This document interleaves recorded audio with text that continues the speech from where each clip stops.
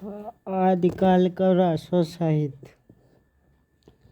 जैन कवियों द्वारा रचित काव्य परंपरा के ग्रंथों का परिचय यहाँ नहीं दिया जा रहा। यहाँ केवल छंद वैविध्य परक रासो काव्य परंपरा के प्रमुख ग्रंथों का परिचय ही अभिष्ट है, क्योंकि जैन कवियों द्वारा जो रचित काव्य है उसका परिचय पहले ही दिया जा चुका है। और ये पहले रासो ग्रंथ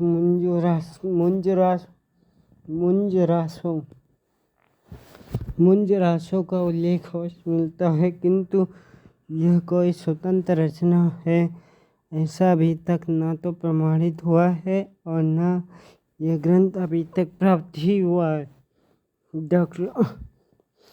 हेमचंद के प्राकृत व्याकरण सिद्ध हेमचंद अनुशासन मेरुतुंग के प्रबंध चिंतामणि तथा एक अन्य जैन प्रबंध संग्रह में मुंज से संबंधित किसी काव्य रचना के लगभग 20 छंद प्राप्त हुए हैं।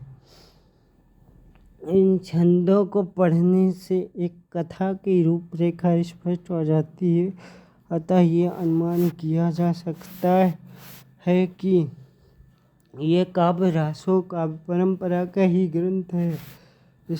इसका रचना काल तो अज्ञात है ही, रचनाकार भी अज्ञात है, यानी न उसके सन का पता है और न ही किसने लिखा ये ज्ञात नहीं है, ये पता नहीं। हेमचंद के व्याकरण का रचना काल संवत 1190 विक्रम माना गया है। मुंज को ऐतिहासिक व्यक्ति स्वीकार करते हुए उनका समय संवत 1000 से 1050 विक्रम माना गया है। इस आधार पर यह अनुमानित किया गया है कि मुंज रासो का समय संवत 1050 तथा संवत 1190 विक्रम के मध्य का रहा होगा। उपलब्ध 20 छंदों के आधार पर जो कथा आकार लेती है वह यह है। मुंज तथा कर्नाटक के राजा तैलप में शत्रुता थी। वह अर्थात मुंज तैलप की शक्ति को अनुमानित किए बिना ही उस पर आक्रमण कर देता है। फलतः युद्ध में पराजित होता है और बंदी बना लिया जाता है। बंदी जीवन व्यतीत करते हुए उसका प्रेम तैलप की विधवा बहन मृणालवती से हो जाता है। मुंज के साथी उसे मुक्त कराने का प्रयास करते हैं, किंतु मृणालवती षड्यंत्र को जान लेती है और तैलप को शिकायत कर देती है। अंत में तैलप क्रुद्ध होकर मुंज को अपमानित करता है, उसे घर घर भीख मंगवाता है। इतना ही नहीं, वह उसे हाथी के पैर तले कुचलवा कर मरवा देता है। इस तरह मुंज रासो में मुंज के पतन की करुणा प्रेरित मार्मिक कथा विन्यस्त दिखाई देती है। इसमें दोहा, शिखरणी, गाथा और अनुष्टुप छंदों का प्रयोग हुआ है। दूसरा रासो ग्रंथ है हम्मीर रासो। हम्मीर रासो के विषय में ये प्रसिद्ध है कि आयुर्वेद के प्रसिद्ध ग्रंथ सारंगधर पद्धति के रचयिता सारंगधर ने ही हम्मीर रासो नामक वीर रस के काव्य का प्रणयन किया है। इस रास ग्रंथ की प्रति आज भी अप्राप्त है। केवल पैंगलम में इसका उल्लेख मिलता है। उपलब्ध छंद निश्चित रूप से किसी छंद वैविध्य परक रासो काव्य के रहे होंगे। पंडित राहुल शंकरतय ने यह संभावना व्यक्त की है कि इन छंदों का रचयिता जज्जल नामक कवि था। इस संभावना का कारण यह बताया जाता है कि उपलब्ध छंदों में से कुछ के अंतर्गत जज्जल भणे आया है। उन्होंने ये भी संकेत किया है कि जज्जल हम्मीर का सेनापति था। इस ग्रंथ के विषय में आचार्य हजारी प्रसाद द्विवेदी की टिप्पणी भी द्रष्टव्य है। उन्होंने लिखा, राहुल जी का हिम्मत प्राकृत पैंगलम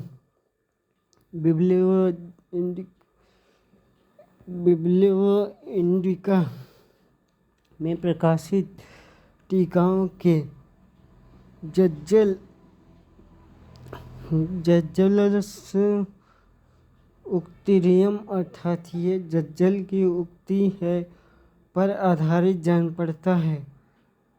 टीकाकारों के इस वाक्य का अर्थ ये भी हो सकता है कि जज्जल की कविता है और ये भी हो सकता है कि किसी अन्य कवि द्वारा विद्यपात जज्जल की कविता है।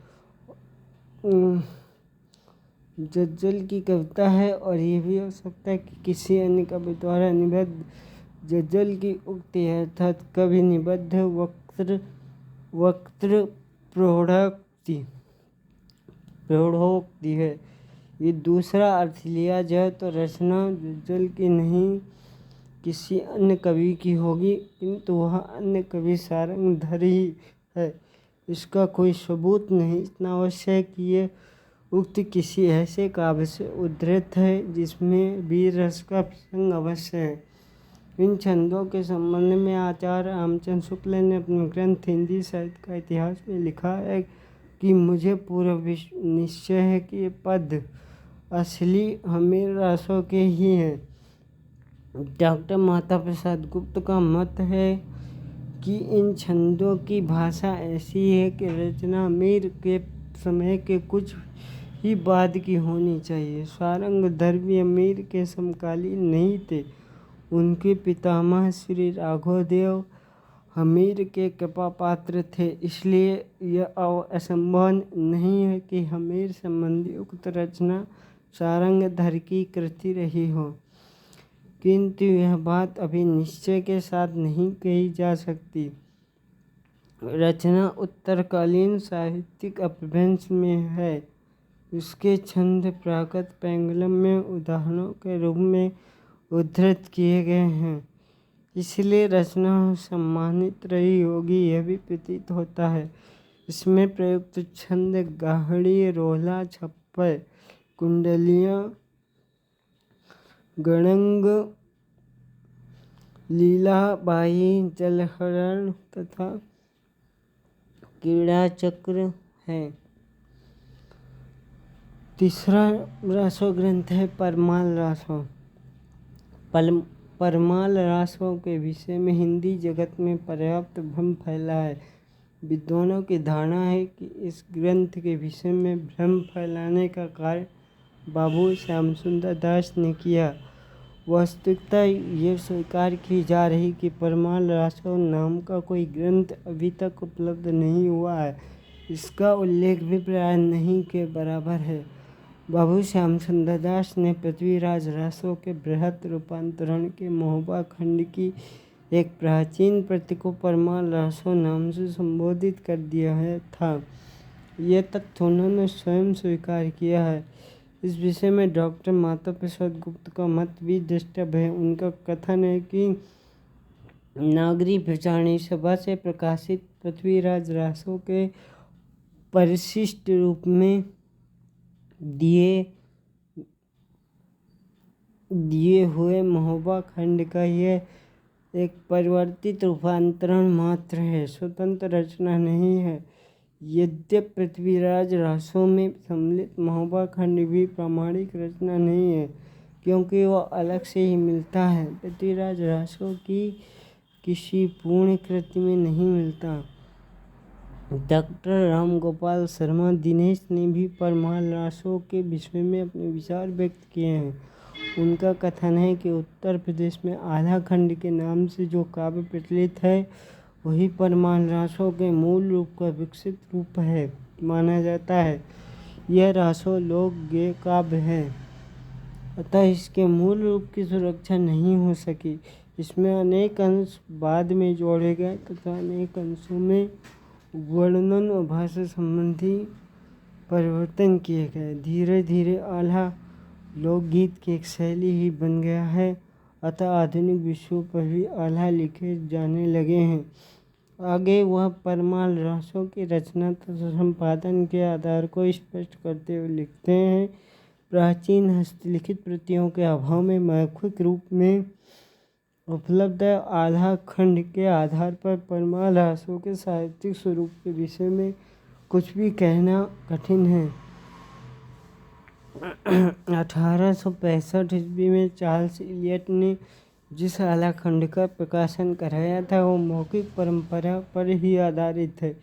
इसी प्रति के आधार पर डॉक्टर श्याम सुंदर दास ने परमाल रासों का पाठ निर्धारण किया और उसे नागरिक पिचाणी सभा से प्रकाशित कराया। इस रूप में उपलब्ध परमाल रासो यद्यपि सर्वथा प्रमाणीकृत तो नहीं है तथा आदिकाल में रचित मूल परमाल रासों के ऐतिहासिक अस्तित्व को समझने में सहायक अवश्य है। कुल मिलाकर यही कहा जा सकता है कि परमाल रासों का अस्तित्व पूर्णतः संदिग्ध है। डॉक्टर दिनेश के कथनों में अंतर विरोध भी है। उन्होंने जो निष्कर्ष निकाले हैं वो अनुमान के आधार पर अधिक दिखाई देते हैं।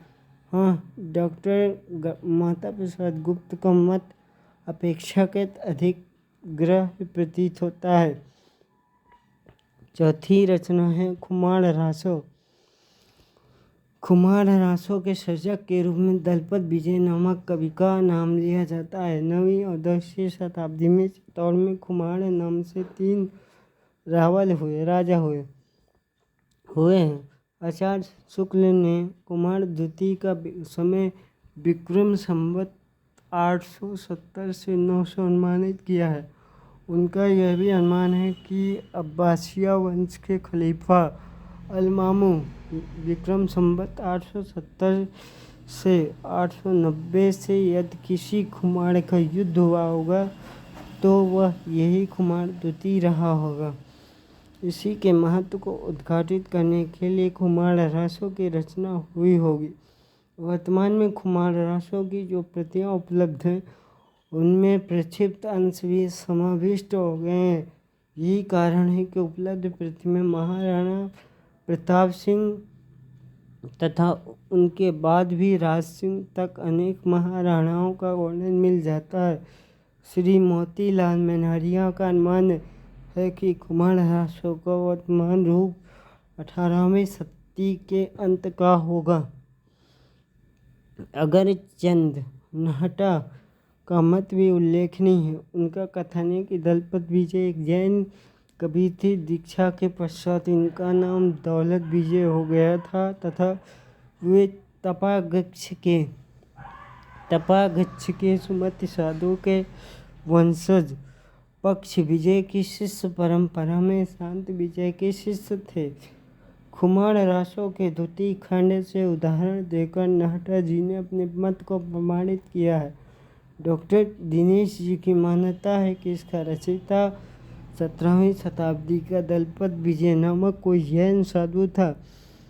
डॉक्टर दिनेश के मत से सहमत होना कठिन है क्योंकि पहली बात तो यह है कि जैन परंपरा में प्राप्त रास काव्य अपेक्षाकृत सीमित आकार वाले रहे हैं। उनमें कहीं न कहीं उनके रास होने तथा नृत्य अथवा गायन दोनों के लिए प्रयुक्त होने का स्पष्ट उल्लेख मिलता है। नवीनतम शोधों के आधार पर यह निष्कर्ष दिया जा सकता है कि खुमार रासों 5000 छंदों का एक विशाल रासो काव्य है जिसकी प्रमाणिक हस्तलिखित प्रति पूना के संग्रहालय में उपलब्ध है। न तो इसे कहीं रास कहकर पुकारा गया है और न यह गेय नृत्य परंपरा का रास काव्य है। ऐसी स्थिति में अगर चंद नाहटा द्वारा उद्धृत छंदों को प्रक्षिप्त स्वीकार किया जा सकता है। प्रक्षिप्त का अर्थ तो बाद में जोड़े गए जो छंद पृथ्वीराज रासों के समान इस ग्रंथ में भी वीर और श्रृंगार रस की धारा समानांतर रूप से प्रवाहित हुई है तथा इसमें दोहा, चौपाई, कवित्त, गहरा, छप्पय आदि विविध छंदों का प्रयोग भी हुआ है। वस्तु वर्णन की दृष्टि से भी इस ग्रंथ का महत्व है। इसके अंतर्गत युद्ध, विवाह, नायिका भेद, संयोग, वियोग और षट ऋतु वर्णन आदि के सरस मधुर वर्णन भी प्राप्त होते हैं। 5वां रासो ग्रंथ है बीसल देव रासो। बीसल देव रासो वैसे तो रासो का परंपरा में आता है किंतु गेय यानी गाया जाने वाला होने के कारण, लोक जीवन के तत्वों से संयुक्त होने के कारण लौकिक साहित्य के अंतर्गत भी रखा जा सकता है। इसमें एक प्रकार के मिश्र छंद का प्रयोग हुआ है। छंद वैविध्य यहाँ नहीं है। इसके रचयिता का नाम नरपतनाल है बताया जाता है। इसके रचना काल के विषय में पर्याप्त मतभेद रहा है। हाँ, कवि ने स्वयं अपनी इस कृति के रचना काल के संबंध में लिखा है 12 से 72 मझारी जेठ बदी नवमी बुधवार। उपरोक्त दो पंक्तियों से स्पष्ट हो जाता है कि विशल देवरासों की रचना संवत 1272 विक्रम में बुधवार के दिन जेठ बदी नवमी को आरंभ हुई थी, किंतु आचार्य रामचंद्र शुक्ल ने 72 को 2017 का रूपांतर मानते हुए उक्त रचना काल को संवत 1212 विक्रम अनुमानित किया है। उन्होंने यह भी स्पष्ट किया कि गणना करने का विक्रम संवत 1212 में ज्येष्ठ बदी नवमी को बुधवार पड़ता है। नवीन खोजों से इस काव्य की एक अपेक्षाकृत प्राचीन प्रति मिली है, जिसमें रचनाकार संबंधी पंक्ति इस रूप में मिलती है संवत सहस 73 जानी नाल्य कबीश्वर सरसी वाणी, अर्थात संवत 1073 विक्रम में नाल्य कबीश्वर ने इसकी रचना की। इस संबंध में डॉक्टर मोतीलाल मेनारिया का अभिमत है कि इसकी रचना 16वीं शताब्दी के नरपतनाल नामक एक गुजराती कवि ने की थी, किंतु पाठालोचन के विद्वान डॉक्टर माता प्रसाद गुप्त ने अनेक प्राचीन प्रतियों का परीक्षण करने के उपरांत यह निष्कर्ष निकाला कि विशल देवरासों की रचना 14वीं शताब्दी के उत्तरार्ध तक अवश्य हो गई होगी। इस प्रकार इस काव्य को आदिकालीन साहित्य के अंतर्गत रखा जा सकता है। डॉक्टर माता प्रसाद गुप्त ने उक्त प्राचीन प्रतियों के आधार पर मात्र 128 छंदों की एक प्रति का संपादन भी किया है,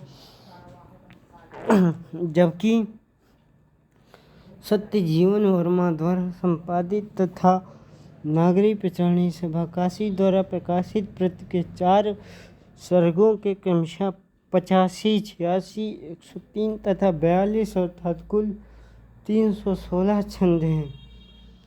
सत्य जीवन वर्मा के अनुसार इतिहास की दृष्टि से इस रचना का महत्व नगण्य है, क्योंकि केवल विग्रहराज चतुर्थ उपनाम विशल देव का नायक के रूप में नाम लेकर ही काव्य की रचना की गई। ऐतिहासिक तथ्यों पर कोई ध्यान नहीं दिया गया।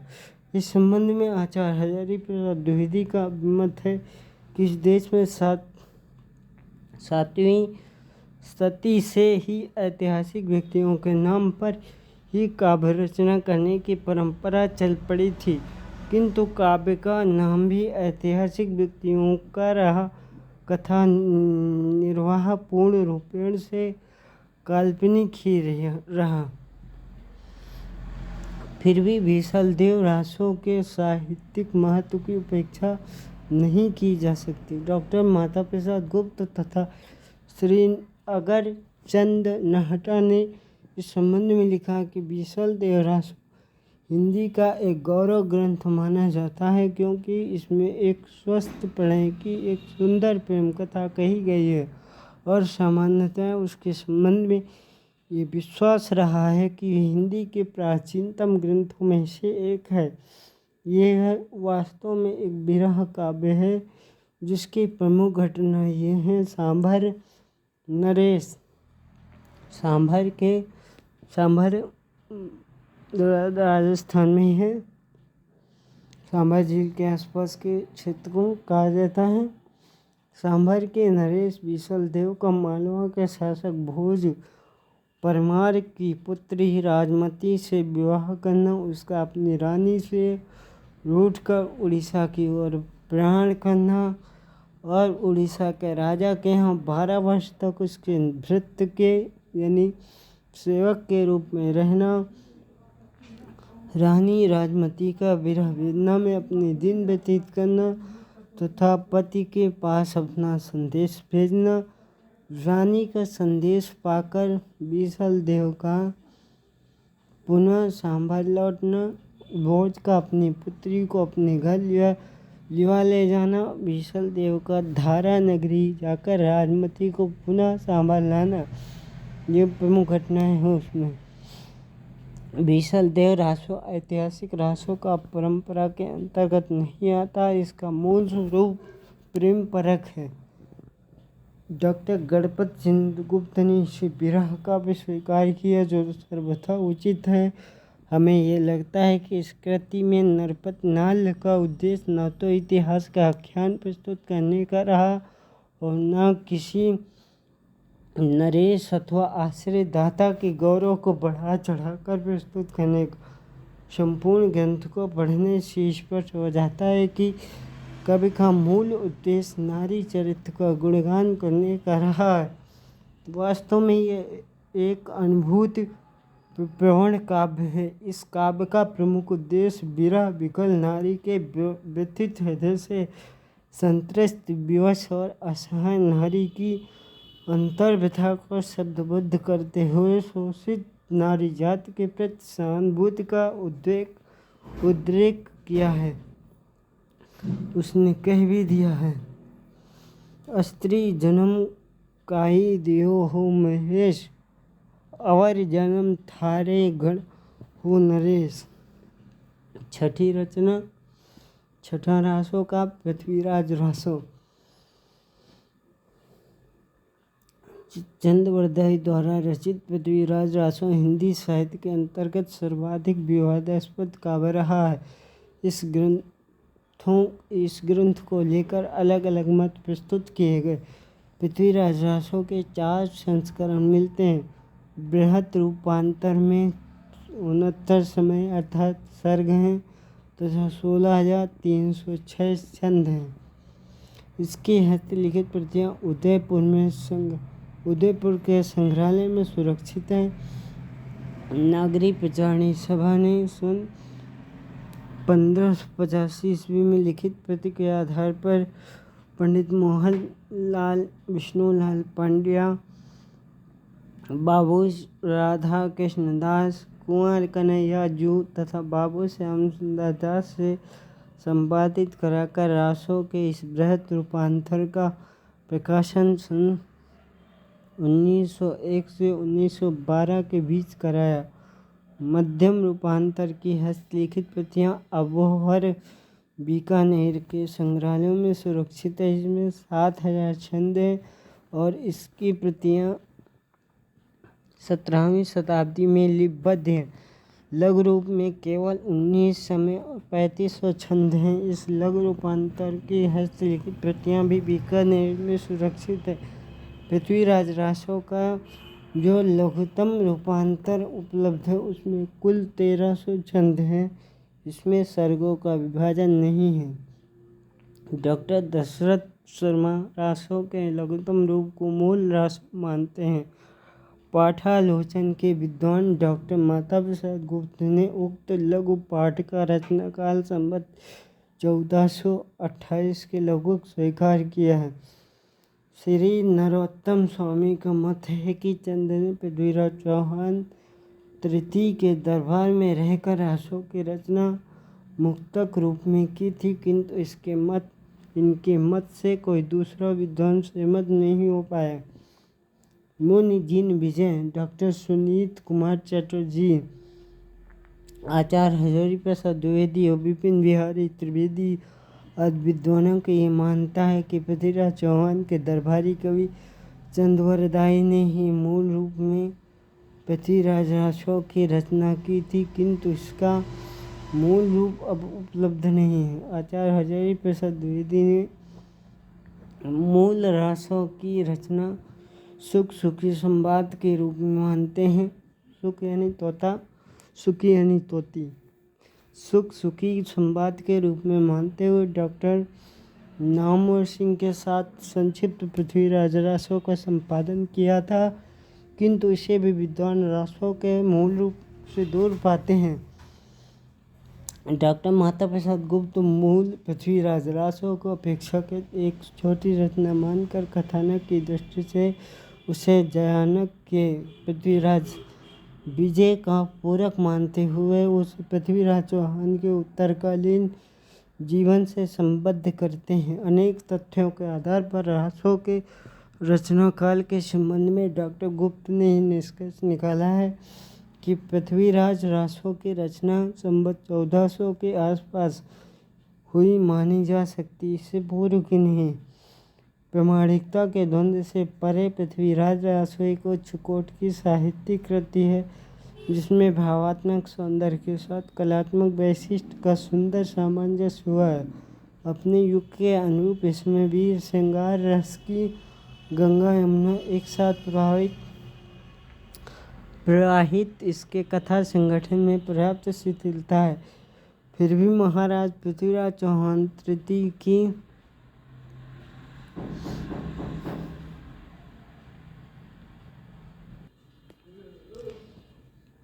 कथा के रूप में उसमें आरंभ से लेकर अंत तक एक अंतःसूत्र विद्यमान है। कवि ने इस काव्य में प्रसंगानुकूल अनेक सरस मधुर वर्णनों की संयोजना की है। पात्रों की भावाभिव्यंजना के अवसर यद्यपि इसमें कम है, फिर भी अनेक स्थलों पर पात्रों की भावनाओं की सहज स्वाभाविक मार्मिक अभिव्यक्ति हुई है। छंदांतर शैली में विरचित इस काव्य में भावों की तीव्रता अथवा मंथरता के अनुसार छंद परिवर्तन होता है, जिसमें छंद के साथ ध्वनि परिवर्तन भी हो जाता है। इस संबंध में कवि की सफलता इस बात पर निहित है कि भाव एवं गति का परिवर्तन केवल छंद के वाचन से ही लक्ष्य किया जा सकता है। शिव सिंह सरोज में चंद्रवरदाई को छप्पयों का राजा कहा गया है। इस कथन में कोई अत्युक्ति नहीं है, क्योंकि चंद ने वीर रस के साथ नक्शिक वर्णन तथा श्रृंगार रस के लिए भी छप्पे छंद का सफल एवं प्रभावपूर्ण प्रयोग किया है। अब रासों के छप्पे छंद वास्तव में कवि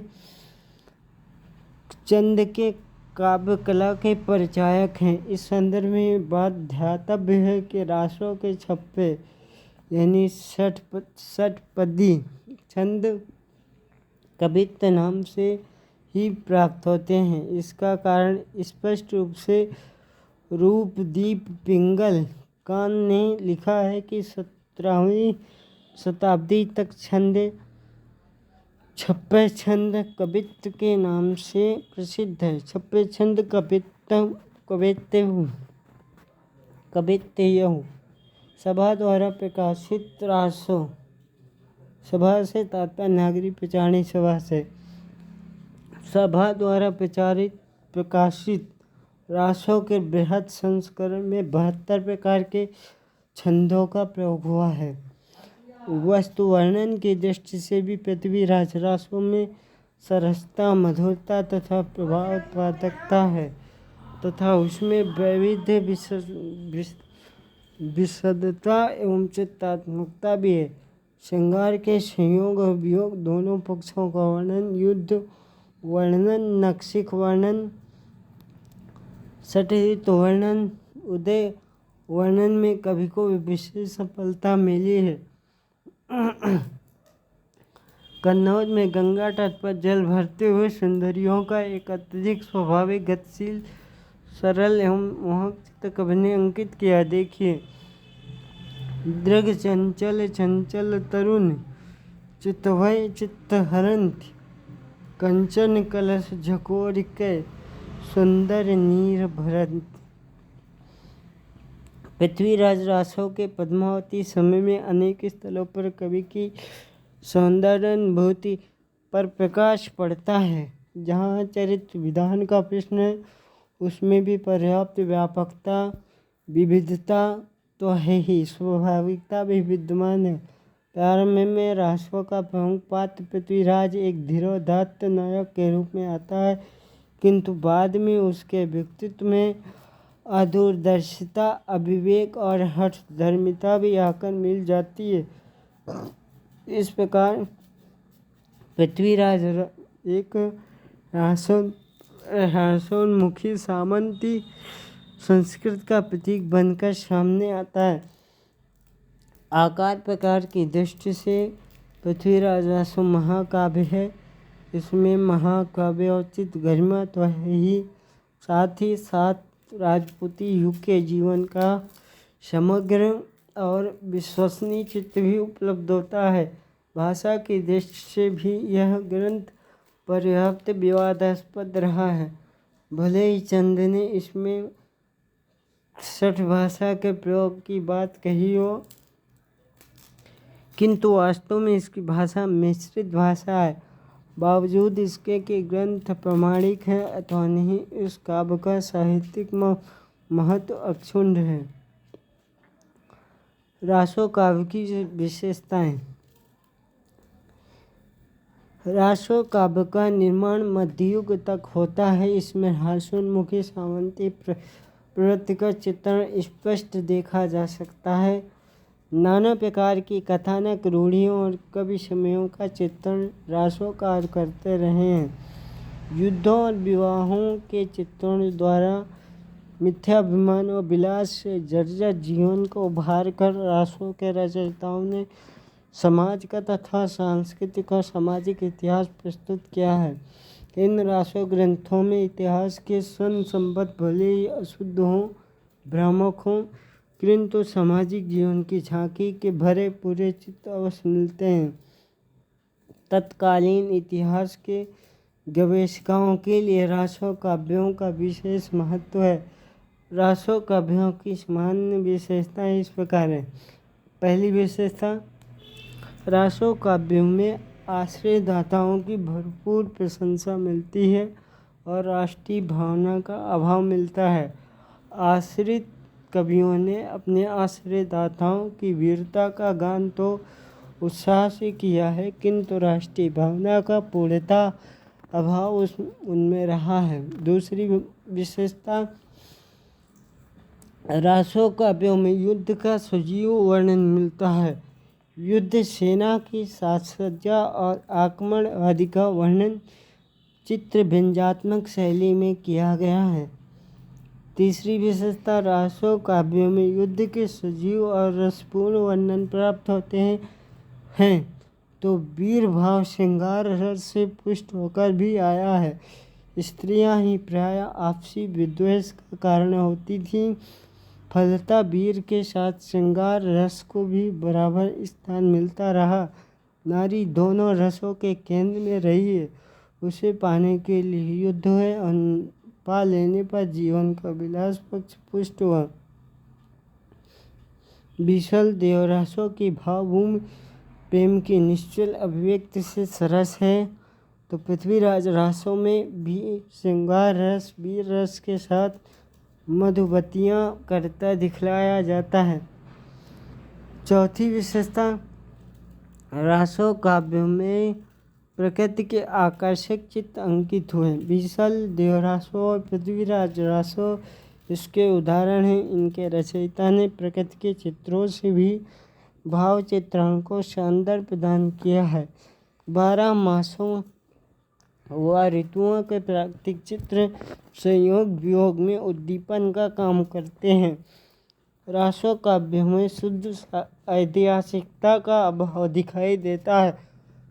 वर्णनात्मकता के कारण इतिहास में कल्पना भी आकर मिल गई है। छठी विशेषता,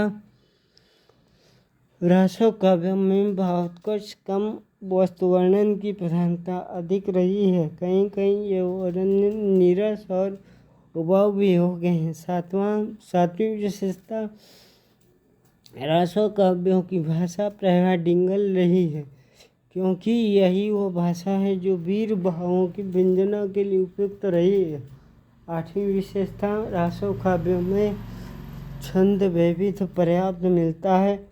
डॉक्टर हजारी प्रसाद द्विवेदी ने लिखा है, जब रासों के छंद बदलते हैं तो श्रोता के चित्त में प्रसंगानुकूल नवीन कंपन होने लगता है। नौवीं विशेषता, रासो काव्यों में कथा को गति देने, जिज्ञासा बनाए रखने और आकर्षण पैदा करने के लिए कथानक रूढ़ियों का प्रयोग हुआ है। 10वीं विशेषता, रासो काव्यों की विशेषता उनकी अभिनेता रही है। गति, नृत्य परंपरा का प्रचार जैन धर्मावलंबियों के मध्य अधिक रहा है। यही कारण है कि उनके द्वारा सृजित सभी रासो काव्य इसी श्रेणी के अंतर्गत आते हैं। दूसरी, परंपरा का प्रचार जैनियों के अतिरिक्त अन्य प्रकार के सामाजिक वर्ग में रहा है। विद्वानों की मान्यता रही है कि इन रासो काव्यों का गायन अभिनय के साथ साथ होता है। सारांश, आदिकालीन साहित्य में रासो साहित्य का विशेष महत्व है। इसी महत्ता के कारण रासो शब्द की व्युत्पत्ति और रासो काव्यों की विशेषताओं को लेकर विद्वानों में पर्याप्त चर्चा रही है। कहने की आवश्यकता नहीं है कि हिंदी साहित्य के आदिकाल में रासो काव्य पर्याप्त मात्रा में लिखे गए। इसी पर्याप्त मात्रा ने रासो काव्यों की कुछ विशेषताओं को उद्घाटित कर दिया। समाप्त।